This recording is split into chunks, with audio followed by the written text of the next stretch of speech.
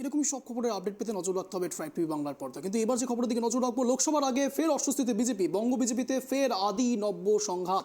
শুভেন্দু সুকান্তর বিরুদ্ধে এবার বিস্ফোরক মন্তব্য বিজেপি বাঁচাও মঞ্চের। বহু গোপন সমীক্ষা করার পরও কেন 42 জন প্রার্থীর মধ্যে একজনও প্রকৃত বিজেপিকে কর্মীকে প্রার্থী করা হলো না? ভোটের মুখে এই নিয়ে ফের চরমে উঠল বিজেপির অন্তর্দ্বন্দ্ব। শুভেন্দু অধিকারী ও সুকান্ত মজুমদারকে আক্রমণ করার পাশাপাশি অমিতাভ চক্রবর্তীকেও নিশানা বিজেপি বাঁচাও মঞ্চের। টাকার বিনিময়ে প্রার্থী করার বিস্ফোরক অভিযোগ তুললেন দীপক সরকার।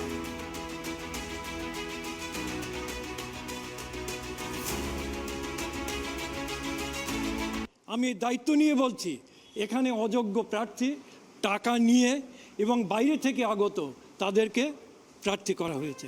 শুভেন্দু অধিকারী তো একজন আসামি, এখনও তার নামে কলকাতা হাইকোর্টে ইডি সিবিআই চার্জশিট জমা আছে। আমি দায়িত্ব নিয়ে বলছি, এবং সেটা চাপা আছে কী কায়দায়, কী জন্যে? যেটা অভিষেককে ধরা হবে না, সেই জন্যে সেই কায়দায় ওকে ধরা হলো।